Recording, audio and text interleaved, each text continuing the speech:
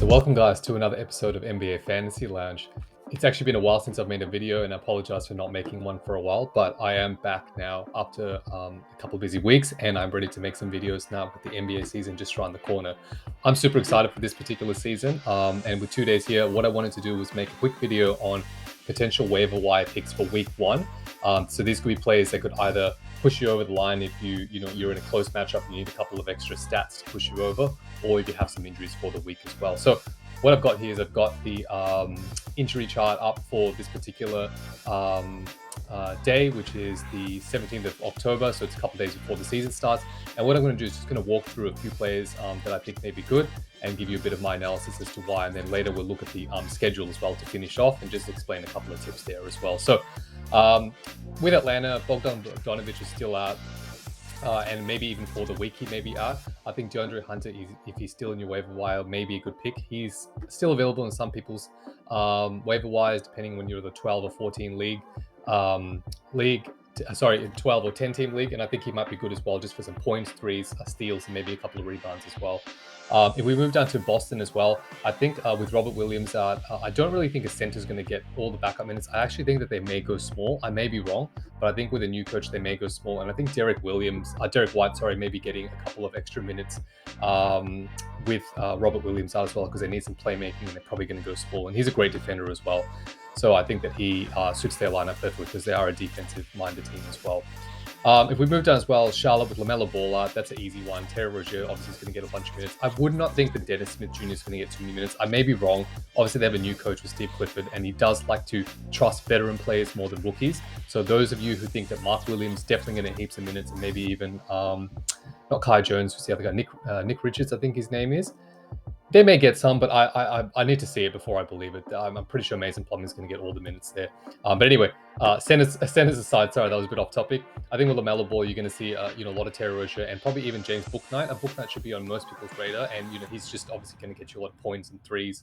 He's not going to get you much of anything else, but if you do need that to push you over the line again, he could be good because LaMelo Ball has a grade 2 sprain, I believe, and I think he's going to be out for at least a week, if not more. So we moved down Chicago with Lonzo Ball out.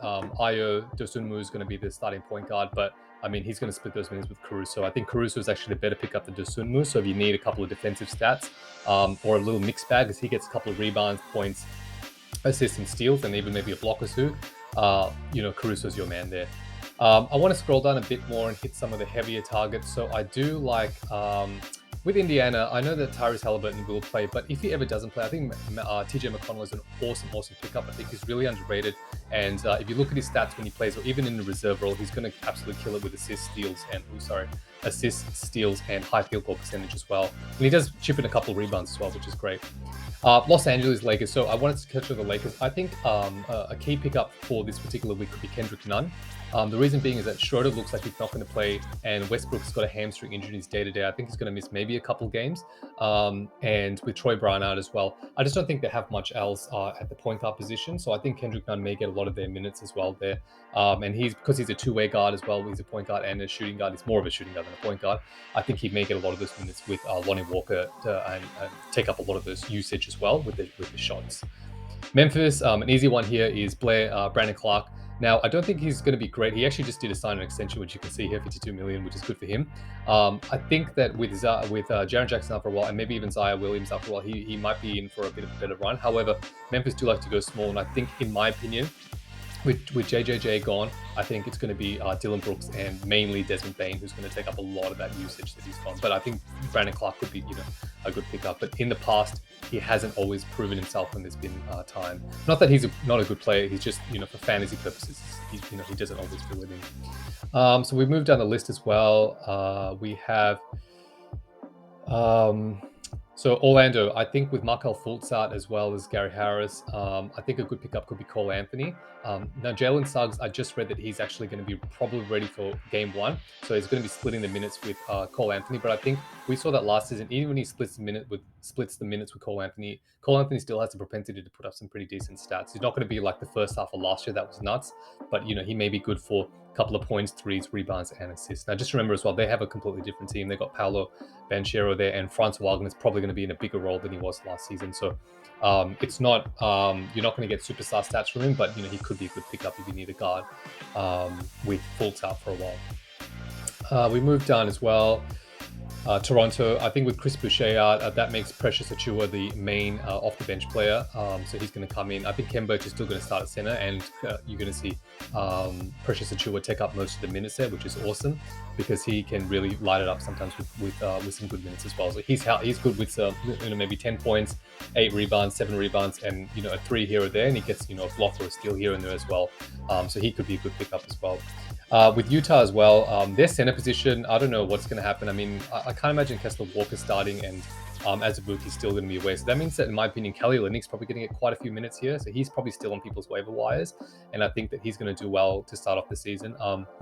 He's hit and miss, honestly, but he does contribute in a lot of stats, and for a guy who's a center and shoots threes, it's rare. So I think, you can't really lose with him. I think take a flyer on him. He's probably going to be potentially pretty decent. If you want as well, I was going to walk you guys through the depth chart. I'm not going to do that today. I don't really have enough time, I think, but have a look at the depth charts as well if you want to see players that could be missing and players who could fill in for them due to the fact that they have a lot of depth in those particular positions. So an example here would be LaMelo Ball, and as you can see, there's only Dennis Smith Jr., James Bouknight, and Rozier.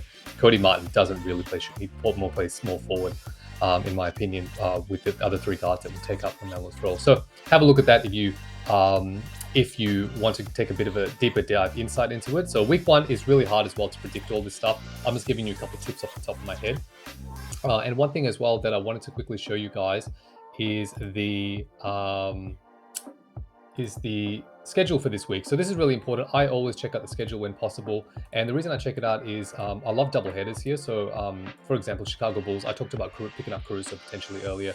So if you are towards the end of your week, as you see, he plays a double header here, you could potentially picking him up on Thursday for the Friday and Saturday matchup. And that way you get 2 days with him.